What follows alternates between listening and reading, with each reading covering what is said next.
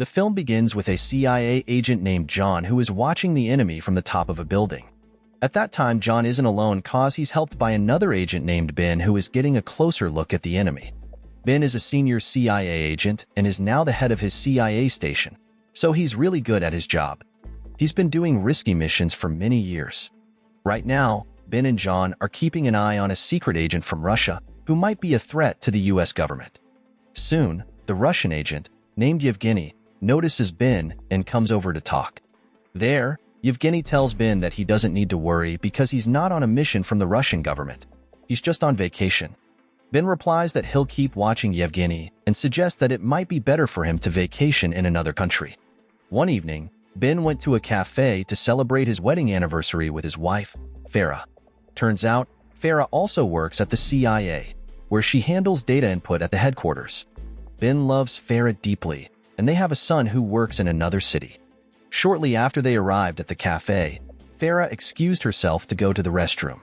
But just as she walked away, a huge explosion happened at the cafe. 6 months later, Ben was still heartbroken over the loss of Farah, who died in the cafe explosion. Determined to find out who was responsible, he continued to investigate the bombing. The next day, Ben visited Farah's grave. There, he prayed for her and promised to find the people who caused the explosion. In the afternoon, Ben had a meeting with top CIA officials. They discussed Farah's death. The officials were leaning towards closing the case, thinking the explosion might have been a gas leak rather than a bombing. Upset by this, Ben stormed out of the meeting. Outside, he met the CIA director, who offered his condolences. The director tried to comfort Ben, asking him to come to terms with Farah's death. That evening, Ben saw on his laptop that the case about the cafe explosion was closed. The CIA and other officials decided it was just an accident caused by a gas leak, not a bomb. At that moment, Ben didn't believe this. He was convinced that someone had purposely killed Farah. So, he decided to solve the case by himself. The next day, Ben went to the CIA office and talked to a hacker named Desmond. He asked Desmond to look back at the data from the cafe explosion.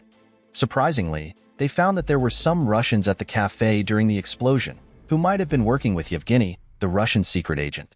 At that time, Desmond suggested that Ben should consider Yevgeny as a possible lead in the bombing. After talking to Desmond, Ben went home to check more details about Yevgeny. While looking through the information, Ben got lost in memories of the good times he had with Farah. He remembered one dinner where they were really happy together. During that dinner, Farah gave Ben a special necklace called the Fatima necklace and told him to never take it off because it would bring him good luck. Ben promised her that he would always wear it, even after his death. The scene switches back to the present, where Ben is planning to meet his colleague John at a cafe. Ben and John meet up, and Ben is still upset about Farah's death and the fact that the CIA closed the case suddenly.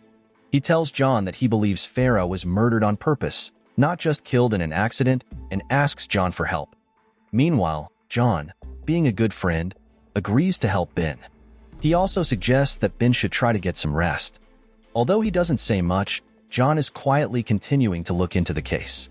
Before they part, Ben thanks John for his support. Later, Ben visits Farah's friend, Hitchens, to ask if Farah had kept any secrets. At that time, Hitchens tells him that Farah was a good person who never did anything suspicious. However, Hitchens reveals that Farah had saved quite a bit of money that Ben didn't know about. Farah had been giving money to Hitchens to save for her retirement. Now that Farah is gone, Hitchens gives all the saved money to Ben. In the evening, Ben went to a casino to meet Yevgeny.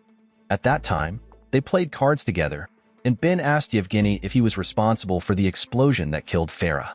Upon hearing that, Yevgeny, feeling insulted because he was innocent, ordered his men to attack Ben, leading to a fight. In that moment, Ben was outnumbered and soon found himself cornered.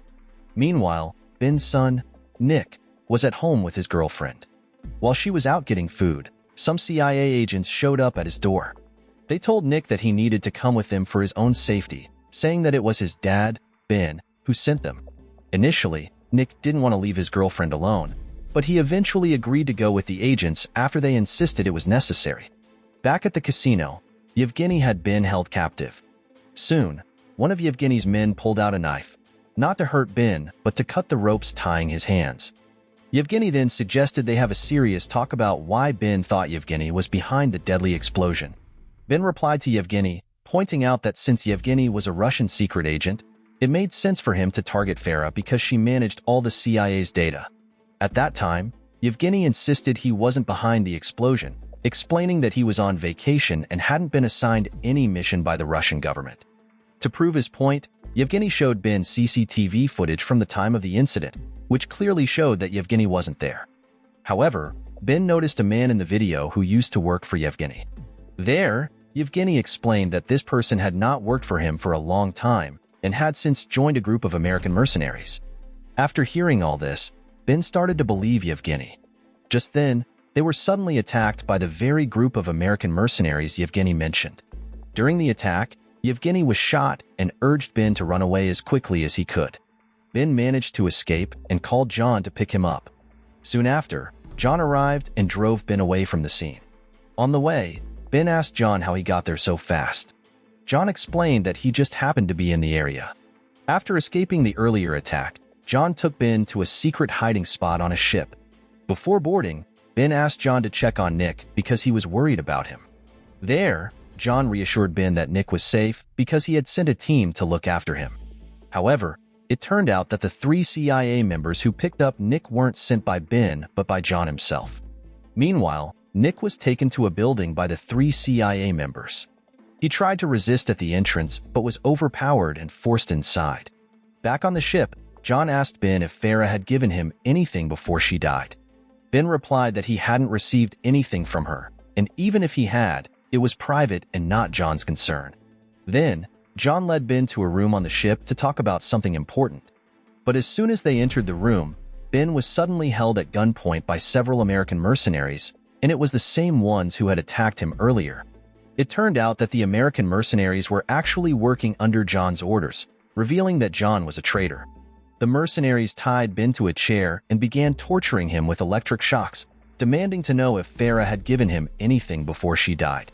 Despite the pain, he insisted he hadn't received anything, which only led to more torture. When John realized that Ben wasn't going to give him any information, he ordered the leader of the mercenaries to keep questioning Ben. Then, John left to go and try to get information from Nick. Just a few minutes after John left, the leader of the mercenaries, named Karen, confessed to Ben that he was the one who had blown up the cafe and killed Farah. He said they did it because some powerful people in the CIA told them to. Upon hearing that, Ben was shocked and couldn't understand why anyone would want to harm Farah. Before Karen could explain further, someone suddenly burst into the room to rescue Ben. The rescuer was a woman named Christina, who removed her mask to reveal her identity. Ben wanted to know who Christina really was, but she said they'd talk about it later because they needed to escape right away. They quickly made their way to the front room, fighting and shooting John's men as they went. In the middle of the fight, Karen showed up again, forcing Ben to confront him. After a tough fight, Ben managed to defeat Karen and pushed him into the sea. Then, Ben and Christina quickly escaped using a small boat nearby. When they reached the dock, Christina drove Ben to a hidden location. On the way, Christina revealed that she was a close friend of Ben's wife, Farah. She asked Ben if Farah had ever given him a necklace called Fatima. Ben said yes and showed her the necklace. Christina then explained that the necklace was actually a key to a secret room Farah had. In that room, Farah kept a laptop filled with very sensitive information. It turned out that Farah had secret data about massive corruption by the CIA director, which was why she was targeted and killed. Understanding all this, Ben realized why Farah was killed and why he and Nick were captured, and it was all part of the CIA director's plan to get the necklace and access the secret room. When they arrived at the entrance of Farah's secret room, Ben used the necklace to unlock it and went inside. Inside, he opened Farah's laptop, which had all the evidence of the CIA director's corruption, including a shocking amount of money involved. After discovering everything, Ben called John and told him he had the laptop with all the evidence against the CIA director. John then threatened to harm Ben's son, Nick, if the information was leaked. They arranged to trade the laptop for Nick's safety, and John sent the meeting location. After hanging up, Christina warned Ben not to hand over the laptop because she believed John would betray them anyway. But Ben wasn't planning to simply exchange the laptop. He was actually preparing to confront John once and for all. Christina agreed to help Ben with his plan. Before they left, Ben called Desmond and sent him a link with all the corruption evidence. He told Desmond to release the information to the public if he didn't make it back. Then, Ben and Christina headed to the meeting place. Just before they arrived, Ben dropped Christina off nearby because she was going to cover him as a sniper from a distance, ready to protect him during the confrontation with John. Long story short, Ben met up with John, but John wasn't alone. He had a sniper on top of a building and 2 other men with him. At that time, Ben asked John to release Nick first and promised to hand over the laptop afterwards. Once Nick was freed, Ben told him to get into the car. Soon after, Ben handed over the laptop to John, saying they were done dealing after this. But just as John was about to leave, Christina took out John's 2 men, leaving John by himself. Shortly after, Ben quickly grabbed the laptop back. Just then, Karen, who was surprisingly still alive, showed up to help John. Ben decided to escape in his car, which led to a chase and shooting. John's car ended up crashing during the chase. Karen died in the accident, but John managed to jump out before the crash. Ben and Nick then went over to the crash site and confirmed Karen was dead. After escaping, Ben searched for John, who had fled. Soon, John showed up and dared Ben to fight him without any weapons. Hearing that, Ben accepted the challenge, but soon found himself backed into a corner. However, Ben was smart and managed to overpower John, knocking him unconscious. An hour later, Ben went back to where he had left Christina to pick her up. Shortly after, a car pulled up.